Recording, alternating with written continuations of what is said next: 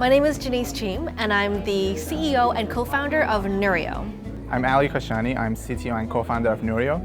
The Trade Commissioner service in the Valley has been incredibly useful to us because coming from Vancouver, we have a great network of people in Vancouver, but then if we were to come here without the CTA's help, then we'd be cold calling people and we're trying to be building a network from scratch. The idea that someone can make you intros and get you into the rooms with the right people is incredibly valuable, which is why we are in the CTA program. So Nurio is a device that people can put in their home to make their home intelligent and a member of their family. The idea is that if there's a lot of devices in homes and they're really hard to manage.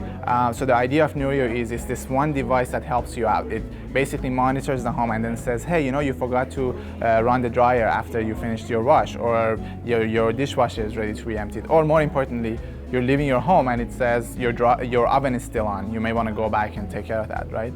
So it basically is a device that acts as the brain of the home. The Valley is an important place because Nurio essentially at its heart is a Internet of Things company. It's about pulling in connected devices, and for us the application is in the home, getting the home to be a anticipatory helper, for all the members who are living in it. And the Valley is a really great place for this kind of innovation. People here are really plugged in, they're thinking about the technology, the applications, and how to get to market.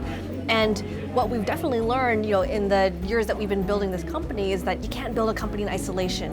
You need a village to raise a child, and it's a perfect analogy for companies as well. This is where it's happening.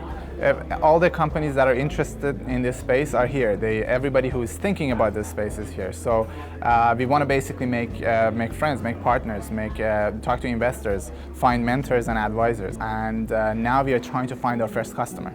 That's a really important thing to show that we can actually take this from a number of people who are interested in it from a gadget point of view to an actual product that can scale and become a real thing. Stephen, hi, it's Michael Wozniak at the Canadian Consulate in Silicon Valley. Yeah, great. Listen, I just wanted to actually thank you for responding to my email regarding Energy Aware. I do. I'm happy to provide you a little bit more information via email, and then I'd like to connect you to the company. They're going to be in the Valley here with our CTA program. I think they might be a really good fit for what you guys are working on in the connected home space. Yeah, so the information I'm going to send you actually will be with respect to Nurio. They're rebranding from Energy Aware into a new name, Neurio. Yeah, so what we'll do is I'll connect you directly to Janice and Ali. That's the co-founders of the company that are down here. And then you connect them with HomeKit, and we'll try and set up a meeting and a presentation in the next week or two. Well, that sounds great. Okay, so look for my email. And remember, it'll be Nurio. That's great. Thanks again, Stephen. Bye. It was really funny that yesterday morning when Michael was saying, don't expect that if you're just going to be some Canadian company, you come to Silicon Valley, the next thing you're going to do is go and have a meeting with Apple. Yeah. And we're sitting there being like, but you got us to meeting with Apple, Michael. Canadian Technology Accelerator is actually an accelerator platform for growth stage companies from Canada that plan to keep their company base in Canada and want to leverage an opportunity in the Silicon Valley in order to scale for additional customers or business development reasons for strategic partnerships, or also do some additional fundraising. To be here is difficult and it's challenging, but it's also a very special place. And Nurio is one of those companies that we felt was in a good position based on the type of technology that they have to fit in very nicely with good timing as far as what's relevant here in the Valley. In one day, we've met way more companies than we could have done. It would have taken us a lot more preparation time to get the kind of agenda items and meetings that we've accomplished just in 2 days alone.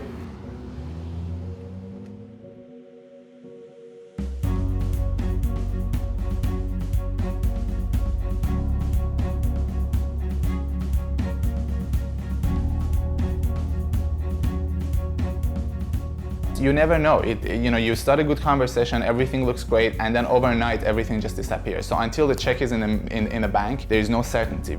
Well, this is where it gets really interesting. So we need to raise the bridge round. This is about capitalizing the company, making sure we have the funding to grow and compete basically in this market. And obviously for that to happen, we need to be delivering to our customer at a really high quality. These are the really two kind of major things we are focusing on. So what are the things we want to talk about with him? I think we should definitely give him an update. Fair enough. So we haven't talked about the the contract and some of the recent progress there. Oh, does he not know that we signed it? No, I think he knows we signed it. We may not have discussed the terms very well, or the purchase orders, Okay, yeah. the size of the deal, Yeah. the size of the company. There's Yeah. actually quite a few updates, yeah. Yeah. We can talk about the raise that we're doing, and then That's talk true. about the upcoming challenges, right? Like, Right. this is the main focus for us is on building that second industry that we can be part of, diversify our I think revenue. that's where he can actually add a lot of value, Yeah. because he signed, big deals before. Awesome. I'm really impressed with the deal they landed, which they can't really talk about publicly.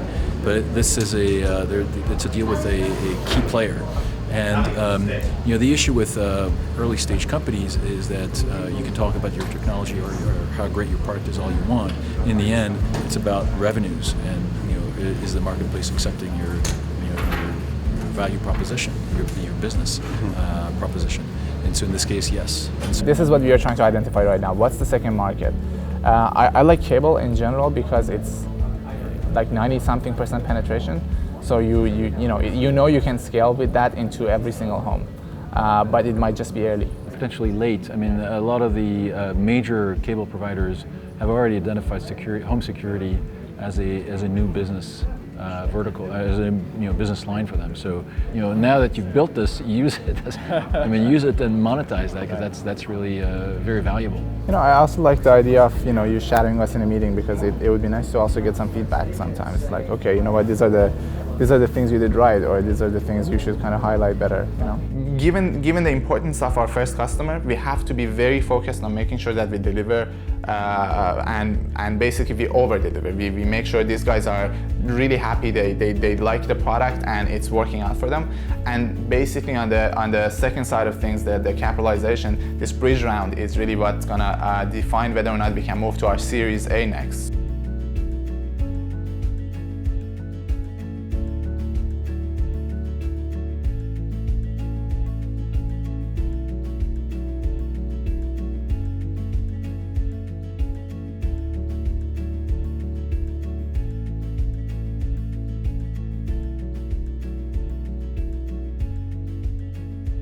So what we basically decided to do is to focus on our big contract, delivering that.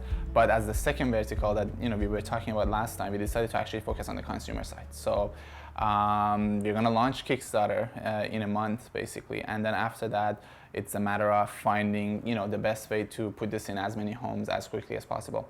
So make 2015 about rolling out devices to homes directly, and then make that a way of us gaining traction with all the other verticals that we are going after.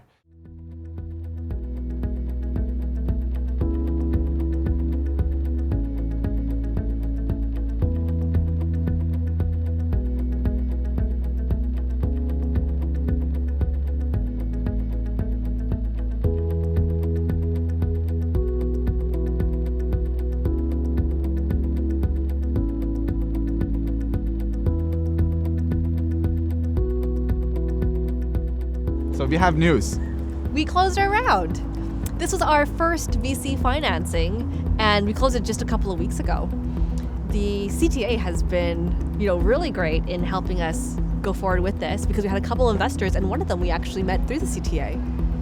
So we are going to basically now go to the next round of financing, which is what this was all about. Doing the bridge so that we can be, preparing for the Series A, and launch the product. That's the consumer side of the product. It was another thing we learned over the last few months about why that was important. So we're going to kind of hunker down and get that product out. This is a company that has already, from the start, had very good ingredients, with a very strong team, a very complementary team, and also an existing contract with a very large player here, which serves as a fantastic foundation to build from. It's been a very valuable experience for them, and it's also been a pleasure for me. Yeah, we had a couple of great achievements that we accomplished over the last couple of months. The first being that we actually started delivering to our customer.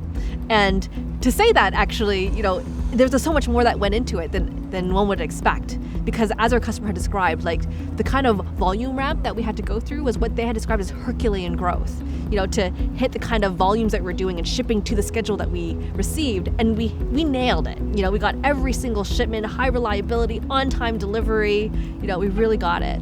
And then the way that this quarter ended, was with an even bigger bang, which is that we actually closed financing during this time too. Being present in the valley is actually quite valuable, and sometimes it's hard to know what the value in it is before you actually show up. So there's a lot of serendipity, I would say, where if you're doing the right thing and you're there at the right time and right place, there could be all sorts of value that you didn't even imagine. Being part of the CTA and the TCS is very valuable, because as Canadian companies, we don't get the exposure and the opportunity to meet all the people that are out here. And because there's so many more people, for example, just in the Valley alone, the level of connectedness is so much higher than what we would expect being in Vancouver, and the kind of, like, we think we're a small city. This city has so many more people, it's even smaller. Like, everybody knows everybody else here.